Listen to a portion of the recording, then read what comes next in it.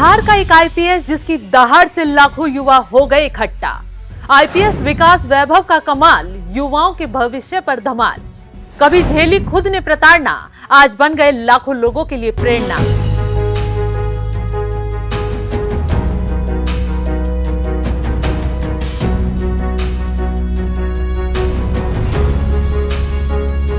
दो 2003 बैच के आईपीएस विकास वैभव, बिहार की वो शख्सियत जिसने अपनी जिंदगी में तमाम संघर्ष देखे, लेकिन इन्हीं संघर्षों को सुनहरे दिनों में बदलने का सपना भी देखा।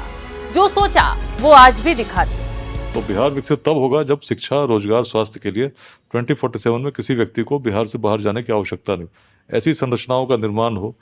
और संख्या बहुत बड़ी है, जनसंख्या यदि हम बात करें तो 9 करोड़ की संख्या लगभग 30 वर्ष से कम के युवाओं की है, जिनको अगले 2 दशकों में शिक्षा, रोजगार की आवश्यकता होगी। और इतनी बड़ी जनसंख्या में यदि हम चाहते हैं कि रोजगार मिल सके तो स्किल्स उनके उस रूप में स्थापित होने होंगे, एंटरप्रेन्योरशिप की स्पिरिट आनी होगी, क्योंकि कोई सरकारी नौकरी देना भी चाहे, किसी पार्टी की सरकार हो, इतनी बड़ी संख्या में नहीं दे पाएंगे। शायद 1% लोगों को हम दे सकते हैं।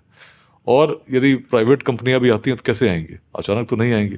तो हमें अपने युवाओं में स्किल्स को कैसे जनरेट कर सकें, इसके लिए चिंतन करना होगा और प्रयास करना होगा। तो यही है लेट्स इंस्पायर बिहार, कि लोगों की जो अंदर की भावना उसको जागृत करने का एक सामाजिक प्रयास, जिसपे कि हम अपने जीवन काल में एक श्रेष्ठतम बिहार का निर्माण करें। 2003 बैच के आईपीएस विकास वैभव, बिहार की वो शख्सियत जिसने अपनी जिंदगी में तमाम संघर्ष देखे, लेकिन इन्हीं संघर्षों को सुनहरे दिनों में बदलने का सपना भी देखा। जो सोचा वो आज कर भी दिखाया। अपनी जिंदगी के पड़ाव में जब जब विकास वैभव ने बिहार को देखा तो अपने सपनों में नौजवानों के भविष्य को भी देखा। तमाम समस्याओं को देखा, रोजगार की कमी, शिक्षा के अभाव, स्वास्थ्य व्यवस्थाओं की बिगड़ती हालात और रास्ते से भटकते युवाओं को देखा। लेकिन एक आवाज लगाई और लेट्स इंस्पायर बिहार मुहिम चलाई तो लाखों युवाओं को रास्ते पर खड़ा कर लिया। युवाओं के माध्यम से लगे, क्योंकि that will set in a chain reaction. यही भावना है कि बड़ी संख्या में बिहार में उद्यमिता की क्रांति चाहिए, तभी बिहार बदलेगा। और बदलना हर व्यक्ति चाहता है। यदि मैं चढ़ाया गया था तो उसी समय बड़ी पीड़ा हुई थी, लगा था कि जिस शब्द को सम्मान का प्रतीक होना चाहिए, अपमान का सूचक कैसे बन गया। लेकिन निराश नहीं हुए, लेकिन नहीं, क्षमता आज भी बिहार में है, प्रयास करेंगे। और यही कारण था कि उसके बाद आईआईटी पहुंचे, आईआईटी के बाद विदेशों में भी नौकरी लगी। ये संकल्प बड़ा सुदृढ़ था कि बिहार के लिए कुछ करना है। तभी मैंने सिविल सर्विसेज की तैयारी शुरू की। बहुत साधारण मिडिल क्लास फैमिली से आता हूँ, कोई बहुत बड़े पैसे वाला नहीं हूँ और न कोई ऐसे पॉलिटिकल फैमिली से हूँ, लेकिन मन में संकल्प बड़ा स्थिर है, स्थापित है, निस्वार्थ है कि बिहार के लिए कुछ होना चाहिए। और इसी भाव ने मुझे आज आईपीएस के रूप में परिवर्तित किया। और जहाँ भी रहा हूँ उसी भाव के साथ न केवल पुलिस के दायित्वों तक सीमित नहीं रहते हुए लोगों से बात करता रहा, युवाओं से बात करता रहा, विद्यालयों में जाता रहा। आईपीएस विकास वैभव चाहते हैं कि बिहार पूर्ण रूप से विकसित हो जाए, इसलिए भटके युवाओं को मंजिल तक पहुंचाने के लिए संघर्ष कर रहे हैं। क्योंकि समाज का एक तबका ऐसा भी है जो उस उम्र के पड़ाव पर युवाओं को जाति के जाल में फंसा देता है। ये आईपीएस विकास वैभव से अच्छा कौन जान सकता। देखिए, समस्या दिखने में तो बड़ी गंभीर थी और वास्तव में बड़ी कठिन थी, आसान नहीं था। मुझ पर भी गोलियां चली रोहतास में, बगहा में भी कई बार ऐसे अवसर आए। लेकिन मन यदि संकल्पित हो, अंतर्मन की भावना शुद्ध हो, बड़े काम भी आसानी से हो जाते हैं। इसको मैंने जिया है, मैंने देखा है। खतरा बेशक था, लेकिन मन में संकल्प था कि सफलता अवश्य मिलेगी। उसी सफलता के साथ लोग जुड़ते गए और जो असंभव था संभव हुआ। बिहार को जब देखता हूँ तो बिहार में मुझे लगता है, किसी को यदि आप कहें कि 2047 तक ऐसा बिहार बनेगा तो लोग हंसेंगे। भाई कैसे हो सकता है? बिहार की वर्तमान परिस्थिति को देखो, कौन लोग बिहार का नेतृत्व कर रहे हैं उस पर चिंतन करो, कैसे लोगों को नेतृत्व करना चाहिए इस पर चिंतन करो, किस प्रकार से लोग बटे हुए हैं उस पर चिंतन करो, और तब सोचो कि क्या ऐसा बिहार बन सकता है। तो अधिकांश लोग बोलेंगे नहीं, बड़ी निराशा की बात करते हैं। लेकिन उसमें यदि मैं कहता हूँ कि नहीं, निराश मत हो, तुम ही थे जो प्राचीन काल में ऐसा कर सके थे, और कुशल नेतृत्व भी तुम ही दे सकते हो यदि तुम अपनी क्षमताओं का स्मरण करो। और क्षमताओं का स्मरण करके जाति, संप्रदाय, भेदभाव से ऊपर सोचो, बिहार के लिए सोचो। हम ही तो थे जो कभी अखंड भारत के साम्राज्य का निर्माण कर सके, नेतृत्व कर सके, आज क्यों नहीं कर सकते हैं? इस भावना से ऊपर उठकर जब हम प्रयास करेंगे, निश्चित चीज़ें बदलेंगी। और मन की शुद्ध भावना है, संकल्पित भावना है कि निश्चित यदि इस प्रकार की भावना के साथ 10 लोग मिलकर प्रयास करने लगें, 10 से संख्या 100 हो जाए, तो एक अच्छा नेतृत्व बिहार को, सामाजिक नेतृत्व हम देंगे जो सबको लीड करेगी और हमारे युवाओं के अंदर भी उस भाव को जागृत करेगी, अपने साथ बिहार को बदलना है। आज वैभव इसलिए युवाओं की आवाज और रास्ता बनना चाहते हैं क्योंकि उन्होंने जो झेला है वो बिहार में सुविधाओं की कमी से जूझ रहे युवा ना झेल सके। उन्हें रास्ता मिले, बिहार का विकास आगे बढ़े। जो लोग शिक्षा, स्वास्थ्य और रोजगार के लिए बाहर जाते हैं वो बिहार में रहकर आगे की मंजिल तय करें। लेट्स इंस्पायर बिहार मुहिम से जुड़े और चलिए युवाओं के लिए लेट्स इंस्पायर बिहार मुहिम चलाकर नया संदेश देने वाले आईपीएस विकास वैभव का एनएमएफ न्यूज पर धमाकेदार इंटरव्यू सुनवाते हैं। संघर्ष के साए में इतिहास हमेशा बनता है। जिस ओर जवानी चलती है उस ओर जमाना चलता है। आप ये बातें कई एक बार सुने तो होंगे, लेकिन देखने को बहुत कम ही मिला होगा। बिहार का विकास, बिहार का उत्थान, बेरोजगारी, शिक्षा और स्वास्थ्य और कुछ राजनीतिक बातें करने के लिए हमारे साथ मौजूद हैं बिहार के तेज तरार आईपीएस और युवाओं के प्रेरणा स्रोत श्री विकास वैभव सर। सर, आपका सबसे पहले तो हमारे एनएमएफ न्यूज में स्वागत है। जी धन्यवाद। सर, हम सवाल तो आपसे करेंगे ही बिहार के विकास का, बिहार के उत्थान का और शिक्षा व्यवस्था का, लेकिन आपसे सबसे पहला सवाल यह रहेगा कि आपके द्वारा एक मुहिम चलाई जा रही है लेट्स इंस्पायर बिहार। सर, इस मुहिम का शुरुआत आपने कैसे किया, क्यों किया? देखिए, जो भी व्यक्ति बिहार का है निश्चित बिहार के बारे में सोचता है, और जब सोचता है तो उसके मन में एक प्रकार की भावना जगती है कि बिहार आज पिछड़ा क्यों है। एक समय ऐसा था जब प्राचीन काल में हम देखते हैं रोड नहीं थे, टेक्नोलॉजी आज की जैसी नहीं थी, लेकिन उस समय बिहार की क्षमता ऐसी थी कि हम अखंड भारत के साम्राज्य का निर्माण कर सके। विश्वविद्यालय का निर्माण तब कर सके जब ऑक्सफोर्ड और कैम्ब्रिज की यूरोप में कल्पना नहीं थी। उद्यमिता ऐसी थी कि हमारे नगर विश्व के प्राचीनतम नगरों में गिने जाते थे। लेकिन उसी बिहार में आज की स्थिति ऐसी क्यों हुई कि छोटी से रोजगार के लिए भी लोगों को बाहर जाना पड़ता है। और इसको जब देखता हूँ तो मैं पाता हूँ कि आपस में हम लोग ऐसे संघर्ष में लिप्त हो गए हैं कि दूर की दृष्टि है ही नहीं। सामने जिस दिशा में चलना चाहिए उसमें जब दिशा भ्रम आता है तो वहीं कहीं अटक जाते हैं। तो आपस में जाति के नाम पर, संप्रदाय के नाम पर, लिंग भेद, विचारधाराओं के मतभेद, अनेक ऐसे वाद जो व्यक्ति को व्यक्ति से तोड़ते हैं, उसमें हम इस प्रकार से संघर्षरत है कि जहाँ जाना चाहिए था वहाँ नहीं जाकर आपस में वहीं उलझ जाते हैं। और इसका कारण है कि जब तक इससे हम हटेंगे नहीं, बिहार को यदि उस काल में हम सोचेंगे, उस प्राचीन काल में क्यों हम आगे बढ़ रहे थे, तो बड़ा स्पष्ट रूप में हमें दिखता है दृष्टि अलग थी। किसी व्यक्ति की सोच अलग हो जाए, थोड़ा अलग सोचने लगे तो व्यक्ति भी अलग हो जाता है। व्यक्ति की सोच महान हो जाए, जब भेदभाव से परे उठता है तो व्यक्ति महान हो जाता है। संस्कृति की सोच वैसी होती है तो संस्कृति महान हो जाती है। तो बिहार की जो संस्कृति थी उसमें वेदांत का बड़ा गहरा प्रभाव था। और वेदांत को यदि हम देखें तो उस काल में वेदों का अंत माना गया, जिसको ज्ञान का उत्कर्ष माना गया। उसमें यदि हम सोचें क्यों माना गया तो उसका कारण बड़ा स्पष्ट था। मुझ में भी ईश्वर का अंश है, आप में भी ईश्वर का अंश है। इस प्रकार की दृष्टि जिस व्यक्ति में आ जाए वह व्यक्ति हर भेदभाव से परे सोचने लगता है। उसे हर जगह सर्वत्र वही ब्रह्म दिखते हैं। और इस प्रकार से जब बिहार की सोच को हम देखते हैं तो हम पाते हैं व्यक्ति किसी जाति का रहा हो, लेकिन भेदभाव से परे जब हमारी दृष्टि बनी तो हम नंद वंश को भी देखते हैं किस प्रकार से उसका शासन का उदय हुआ। आचार्य चाणक्य के चरित्र में उन्होंने चंद्रगुप्त की जाति नहीं देखी। कोरिया से भी लोग पढ़ने आ सकते थे, जापान से भी आ सकते थे, कोई भेद हमारे विश्वविद्यालयों में भी नहीं था। तो इस प्रकार की दृष्टि जिसमें वसुधैव कुटुंबकम का भाव हो, हर व्यक्ति के लिए सम्मान का भाव हो, जब आगे बढ़ी तो हम व्यक्ति को व्यक्ति से जोड़ पा रहे थे। लेकिन आज यदि आप न्यूज़ भी देख लें, खोल के देखें, तो क्या चर्चा होती है, वे किस जाति के हैं। दो लोग मिलते भी हैं तो उनके मन में पहला विचार यही आता है कि जो सामने वाला है किस जाति का है। मेरे जाति का है तो मेरा मित्र हो गया, और नहीं है तो उसके अनुसार हम अपना व्यवहार तय करते हैं।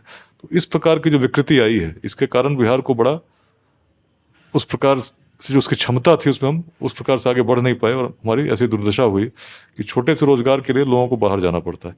इसी को जब लगता है क्या किया जा सकता है, तो मुझे लगता है जो अंतर्मन की भावना है जो बिहार के हर व्यक्ति के अंदर विद्यमान है कि बिहार को आगे बढ़ते देखना चाहता है, उसको यदि हम जगाने का प्रयास करें और बताने का प्रयास करें कि तुम वही थे जिनके पूर्वज ऐसा कर सकते थे, तुम में क्या कमी है।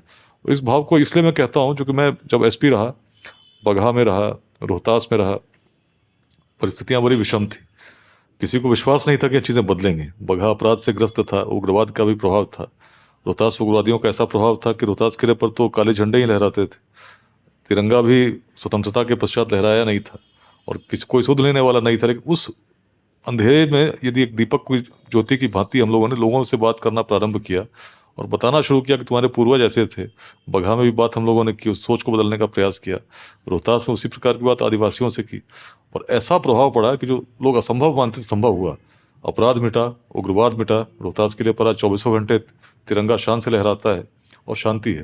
तो मैं मानता हूँ कि बिहार की उस सुसुप्त चेतना को यदि हम जागृत करते हैं, और विशेष रूप से युवा शक्ति यदि जग जाती है, हर प्रकार की राजनीति से परे सोचती है, भेदभाव से परे सोचती है और बिहार के लिए कुछ अंशदान करने का एक संकल्प लेकर आगे बढ़ती है।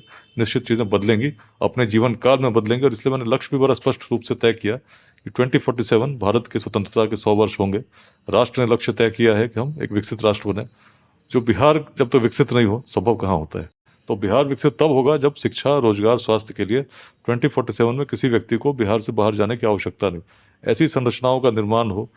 और संख्या बहुत बड़ी है, जनसंख्या यदि हम बात करें तो 9 करोड़ की संख्या लगभग 30 वर्ष से कम के युवाओं की है, जिनको अगले 2 दशकों में शिक्षा, रोजगार की आवश्यकता होगी। और इतनी बड़ी जनसंख्या में यदि हम चाहते हैं कि रोजगार मिल सके तो स्किल्स उनके उस रूप में स्थापित होने होंगे, एंटरप्रेन्योरशिप की स्पिरिट आनी होगी, क्योंकि कोई सरकारी नौकरी देना भी चाहे, किसी पार्टी की सरकार हो, इतनी बड़ी संख्या में नहीं दे पाएंगे। शायद 1% लोगों को हम दे सकते हैं।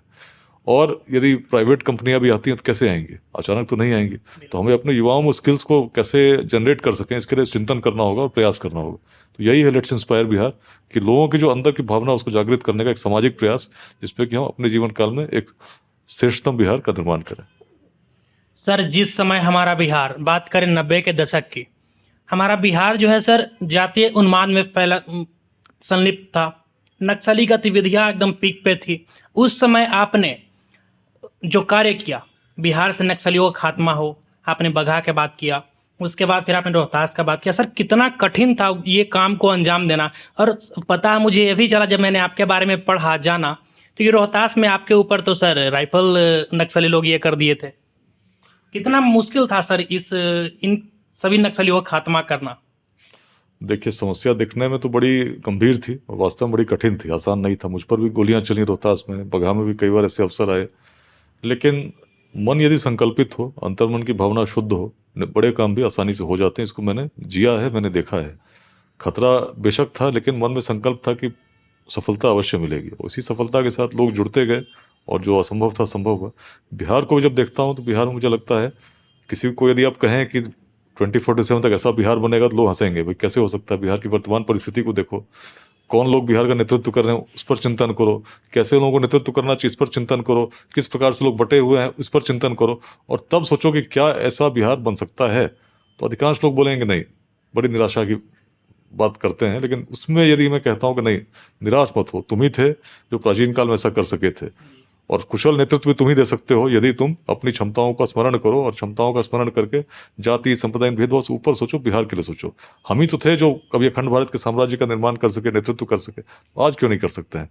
इस भावना से ऊपर उठकर जब हम प्रयास करेंगे, निश्चित चीज़ें बदलेंगी। और मन की शुद्ध भावना है, संकल्पित भावना है कि निश्चित यदि इस प्रकार की भावना के साथ 10 लोग मिलकर प्रयास करने लगें, 10 से संख्या 100 हो जाए, तो एक अच्छा नेतृत्व बिहार को, सामाजिक नेतृत्व हम देंगे जो सबको लीड करेगी और हमारे युवाओं के अंदर भी उस भाव को जागृत करेगी, अपने साथ बिहार को बदलना है। सर, चूँकि हमारा देश स्वतंत्र हुआ, हमारे स्वतंत्र भारत का सबसे पहले राष्ट्रपति हमारे बिहार से, दुनिया को जीरो देने वाले हमारे बिहार से, बौद्ध की धरती बिहार, फिर भी बिहार से बाहर बिहारी शब्द एक गाली बन के रह गया है, और कहीं ना कहीं आपको भी इसका सामना करना पड़ा बिहार से बाहर। सर, मुख्य वजह क्या लगा आपको इसमें? देखिए, यदि कोई आपको बिहारी बोलकर अपमानित करता है, इसका कारण कौन है? कारण दूसरा नहीं है, कारण हम स्वयं हैं। यदि हम अपनी क्षमता को भूल जाते हैं, आपस में संघर्ष करेंगे, छोटे से रोजगार के लिए बाहर जाएंगे, तो निश्चित है दूसरा व्यक्ति उसी रूप में हमें देखेगा।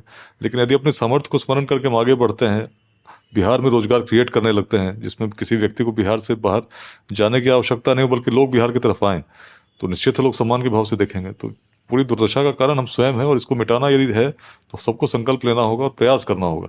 केवल सोचने से कि अचानक चीज़ें बदलेंगी, नहीं बदलेंगी। केवल हम सोचेंगे कि अचानक 10 लाख 20 लाख सरकारी नौकरी मिल गई, तो कितने लोग मिल पाएंगे? संख्या 9 करोड़ है। तो प्रयास इसलिए करना होगा कि हर व्यक्ति को हम बिहार में रोजगार दे सकें। इसके लिए हर समाज के ऊपर, हर वर्ग को जोड़कर उद्यमिता की भावना को जागृत करते हुए, शिक्षा ऐसी हो जो शिक्षा से स्किल्स आते हैं, तो शिक्षा हमारी ऐसी हो जो केवल डिग्री प्राप्त करने के लिए ना हो। जो हमारे युवा पढ़ते हैं, कुछ स्किल्स इस प्रकार के एक्वायर करें जिससे रोजगार का सृजन भी कर सकें। We should not just look for jobs, मतलब we should be job creators. तो इस प्रकार की भावना यदि कुछ युवाओं के मन में भी हम ला सके तो निश्चित है रोजगार का सृजन उस रूप में। और लेट्स इंस्पायर बिहार हम लोग टारगेट लेके चल रहे हैं कि इस अभियान के माध्यम से जो लोग जुड़े हैं, बिहार के बाहर भी जुड़े हैं, भारत के महानगरों में जो रहते हैं, विदेशों में रहते हैं, उनसे हम यही कह रहे हैं कि अपने जिले के कुछ यूथ को आप मेंटर कीजिए। और अभी शुरुआत में लक्ष्य है कि अगले 5 वर्षों में ऐसे कम से कम 5 स्टार्टअप हर जिले में लगे जिसमें 100 लोगों को हम रोजगार दे सकते हैं। और वो ऐसे स्टार्टअप हों जो इस अभियान के माध्यम से लगे, युवाओं के माध्यम से लगे, क्योंकि that will set in a chain reaction. यही भावना है कि बड़ी संख्या में बिहार में एक उद्यमिता की क्रांति चाहिए, तभी बिहार बदलेगा। और बदलना हर व्यक्ति चाहता है। यदि मैं चढ़ाया गया था तो उसी समय बड़ी पीड़ा हुई थी, लगा था कि युवाओं के माध्यम से लगे, क्योंकि that will set in a chain reaction. यही भावना है कि बड़ी संख्या में बिहार में एक उद्यमिता की क्रांति चाहिए, तभी बिहार बदलेगा। और बदलना हर व्यक्ति चाहता है। यदि मैं चढ़ाया गया था तो उसी समय बड़ी पीड़ा हुई थी, लगा था कि जिस शब्द को सम्मान का प्रतीक होना चाहिए, अपमान का सूचक कैसे बन गया, लेकिन निराश नहीं हुए। लेकिन नहीं, क्षमता आज भी बिहार में है, प्रयास करेंगे। और यही कारण था कि उसके बाद आईआईटी पहुंचे, आईआईटी के बाद विदेशों में भी नौकरी लगी। ये संकल्प बड़ा सुदृढ़ था कि बिहार के लिए कुछ करना है, तभी मैंने सिविल सर्विसेज की तैयारी शुरू की। बहुत साधारण मिडिल क्लास फैमिली से आता हूँ, कोई बहुत बड़े पैसे वाला नहीं हूँ और न कोई ऐसे पॉलिटिकल फैमिली से हूँ, लेकिन मन में संकल्प बड़ा स्थिर है, स्थापित है, निस्वार्थ है कि बिहार के लिए कुछ होना चाहिए। और इसी भाव ने मुझे आज आईपीएस के रूप में परिवर्तित किया। और जहाँ भी रहा हूँ उसी भाव के साथ न केवल पुलिस के दायित्वों तक सीमित नहीं रहते हुए लोगों से बात करता रहा, युवाओं से बात करता रहा, विद्यालयों में जाता रहा। मन में है कि हर व्यक्ति को मैं जगाने का प्रयास करूँ, और जब सामूहिक रूप में हम जग गए, निश्चित है कि चीज़ें बदलेंगी। सर आप जैसा कि आपने बताया कि मैंने लोगों से बात किया उस समय जब नक्सली प्रभावित इलाका रहा हमारा, आप अभी भी ग्राउंड लेवल पे काम करते हैं, लोगों से मिलते हैं, आपके आगे पीछे गाड़ी के कई काफिला, कई एक पुलिसकर्मी भी रहते हैं। सर कितना कठिन है गांव में जाके लोगों से बात करना, क्योंकि गांव के लोग तो पुलिस गाड़ी देखकर भाग जाते हैं। नहीं, कठिन नहीं है। देखिए, व्यक्ति का विचार यदि शुद्ध हो, मन शुद्ध हो। मैं तो याद है, मुझे बगहा जाते थे तो शुरू में पहली बार जब गाँव नैनहा नैनहा जब जाते तो पूरे लोग भाग जाते थे। तो उसके बाद जब हम लोगों ने देखा कि एसपी ईमानदार है, एसपी परिवर्तन करना चाहता है, जब मैं जाता था तो मैं चुपचाप जाके बैठ जाता था, और पूरे गांव के लोग धीरे धीरे करके सामने 200-300 लोग आ जाते थे। तो ये क्षमता है ईमानदारी की। यदि आप ईमानदार हैं, मन में निस्वार्थ भाव है, लोग स्वतः जुड़ते हैं। और यदि व्यक्ति बेईमान हो, उसके मन में भ्रष्टाचार के प्रति उस प्रकार का भाव हो, तो ऐसे व्यक्ति को कौन पसंद करेगा। लेकिन मन में यदि ईमानदार है, आप निस्वार्थ, आप हर भावना से परे हो जाते हैं। आप किसी जाति के, यदि आप ईमानदार हैं, लोग आपसे जुड़ते हैं। इस बात को मैंने जिया है, मैंने देखा है। और यही कारण है कि किसी से बात करने में यदि मन की भावना आपकी शुद्ध है तो कहीं मन में संकोच नहीं होता। आप जो कहते हैं आप करते हैं, यही फर्क है। सर आप काम ईमानदारी से कर रहे हैं, करते हैं, तो सर क्या आपको पॉलिटिकल दबाव नहीं आया कि हाँ आप ऐसा करें, ये ना करें? देखिए, किसी भी डेमोक्रेसी में, सिस्टम में निश्चित है कि पॉलिटिकल दबाव आते हैं और पॉलिटिकल प्रेशर्स आते हैं, लेकिन आपको करना है या नहीं करना है तो आपके ऊपर निर्भर करता है। यदि आप उस दबाव के अंदर आप झुक जाएंगे और गलत करेंगे, उसकी प्रतिक्रिया होगी। हो सकता है उस कुछ समय के लिए आपको लाभ मिले, लेकिन अंत में आपका मन तो कहेगा आपने गलत किया है, तो आप चैन की नींद नहीं सोएंगे। लेकिन यदि आप सही करते हैं, हो सकता है कुछ समय के लिए आपको बड़े गंभीर झंझावातों का सामना करना पड़े, अजीब परिस्थिति हो, आपकी ट्रांसफर हो जाए, पोस्टिंग हो जाए, लेकिन तब भी आपके मन में भाव है कि आपने गलत नहीं किया। जिस समय आपकी परीक्षा ली जा रही थी, आपने गलत नहीं किया। मेरा बड़ा स्पष्ट मानना है, बी फर्म बट पोलाइट। आप जो करेंगे सही करेंगे, गलत नहीं करेंगे। इस प्रकार के भाव अगर आपके मन में है तो अहंकारी नहीं होना है। लोगों से मिलिए, बात सुनिए, जो भी मिलते हैं उनसे विनम्रतापूर्वक बातें कहिए, लेकिन जो अपने वसूल हैं, आपके प्रिंसिपल्स हैं, सिद्धांत हैं, उससे कभी समझौता नहीं करेंगे। और एक बार आप ऐसे इस प्रकार के हो जाते हैं, लोग भी जानते हैं कि आपकी सीमा कहाँ तक है। तो जो अच्छा काम होगा उसके लोग आपको खोजेंगे ही, और जो बड़े काम होंगे उसके लिए आप खोजे जाएंगे ही। लेकिन जहाँ गलत की बात होगी सब जानेंगे कि वही आदमी गलत नहीं करेगा। ऐसे लोगों की राष्ट्र को आवश्यकता है। सर 10 दिसंबर का वो दिन, बेगूसराय में आपने एक सभा किया, बहुत बड़े पैमाने पे लाखों लोग वहाँ पे आकर एकत्रित हुए। बहुत सारे लोग यह भी कह रहे हैं कि विकास वैभव सर 2024 के लोकसभा चुनाव में अपना किस्मत आजमाने वाले हैं। कितनी सच्चाई है इसमें? तो आपसे सुन रहा हूँ, मुझे तो पता नहीं। लोकसभा चुनाव तो आने वाला है, बहुत दूर है भी नहीं। तो ऐसा कोई विचार मेरा उस रूप में नहीं है। निश्चित है कि राजनीति में अच्छे लोगों को आना चाहिए, आने का प्रयास भी करना चाहिए, मैं मानता हूँ। तो अच्छे लोग जब तक आएंगे नहीं तो चीज़ें कहाँ बदलेंगे। लेकिन मैं जिस प्रयास में अभी वर्तमान में लगा हूँ वो स्पष्ट रूप से यही है कि बिहार बदलते देखना चाहता हूँ, जो केवल कुछ अच्छे लोगों के राजनीति में आने से भी संभव नहीं है। साथ में करना होगा, अच्छे लोग राजनीति में भी आएँ और साथ में एक बड़ा सामाजिक परिवर्तन भी हो। तो बिना सामाजिक परिवर्तन हुए राजनीति में कुछ अच्छे लोग आएंगे भी तो जो एक्सपेक्टेड रिजल्ट्स हैं हम लोग नहीं ला पाएंगे। दोनों को साथ में चलना होगा। और जहाँ तक 24 की बात, 24 तो आने ही वाला है, सब लोग देखेंगे क्या होगा। मैं जो जिस प्रयास में लगा हूँ, बड़ा प्रयास है, बिहार को बदलने का प्रयास है। और आने वाले समय में भी चाहे जिस भूमिका में रहूँ, निश्चित है कि बिहार को बदलने में अपना सर्वस्व निछावर करना पड़े, निश्चित उससे कभी चूकूंगा नहीं। तो आपने सुना, अभी हमारे साथ युवाओं का प्रेरणा स्रोत आईपीएस ऑफिसर विकास वैभव सर थे। बहुत ही शालीन और ईमानदार आईपीएस ऑफिसर हैं। बाकी ऐसे ही बिहार की तमाम खबरों के लिए आप NMF न्यूज़ को सब्सक्राइब कर लीजिएगा। अब मुझे दीजिए इजाज़त। सर आपका बहुत बहुत धन्यवाद महत्वपूर्ण समय देने के लिए NMF न्यूज़ को। जी धन्यवाद।